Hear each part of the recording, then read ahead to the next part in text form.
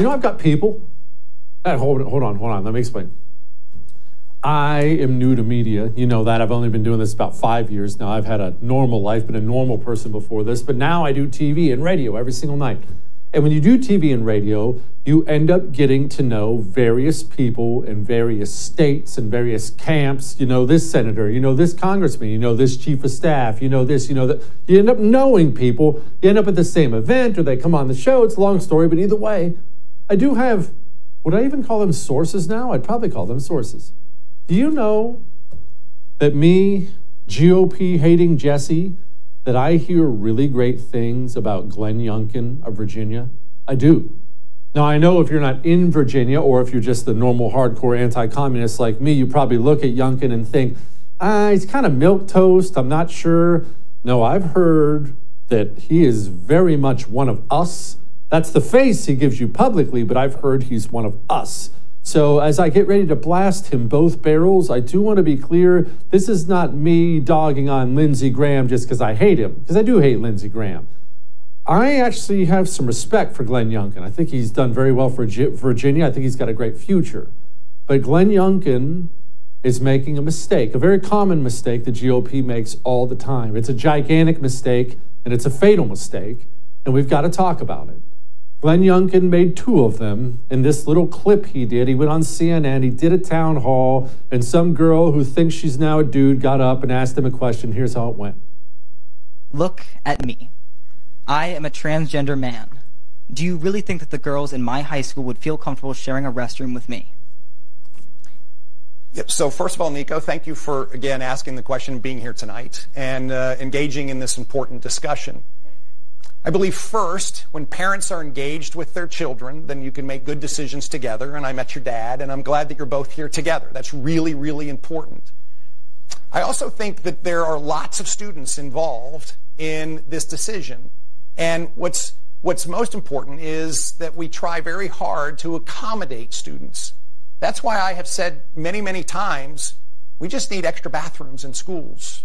We need gender-neutral bathrooms, and so people can use a bathroom that they, in fact, are comfortable with. I think sports are very clear, and I don't think it's controversial.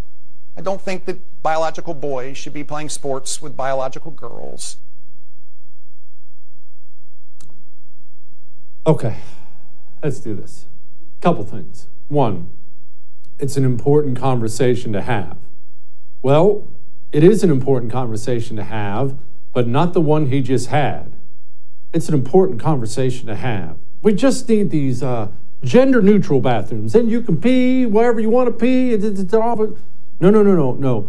The important conversation to have is the one we're not having, because we have 2 political parties. One of them is fully insane, and the other one lacks the balls to actually have the important conversation. The important conversation we should be having, the important conversation for that young lady right there, the important conversation her parents should have had with her doctor should have had with her shrink should have had with her friends should have had with her culture should have had with her. The important conversation is this: you're not a dude, you're a woman. You were born a woman. You will never be a dude. There's no such thing as a transsexual man or transsexual woman. Now, you may sit there right now and say, Jesse, that's mean. Jesse, that's harsh. Well, if my son puts on a cape and climbs up to the roof of our house tonight and says, Dad, I'm Superman, I'm going to jump, I can fly. Am I being mean? Or am I being loving when I say, no, you can't, get down before you shatter your legs and break your neck?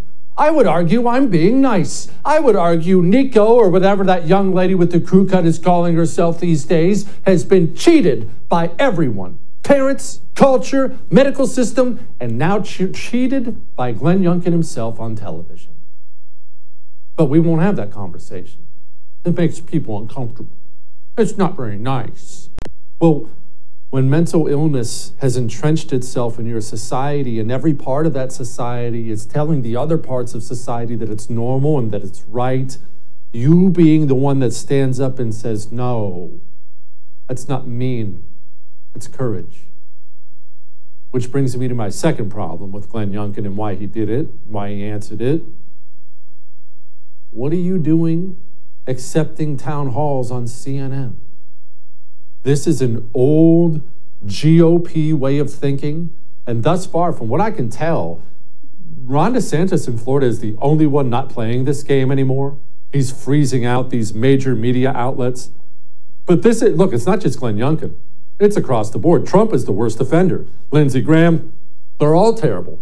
They will take these communist news outlets and communist journalists, and they will go give them just hours and hours of time. Hey, come sit down with me for 2 days. Hey, let me come do a town hall. And then, when inevitably it ends up going poorly because you're playing the communist game on the communist field with the communist referees enforcing the communist rules, they'll stand up and cry, "This is ridiculous! This is hypocrisy!"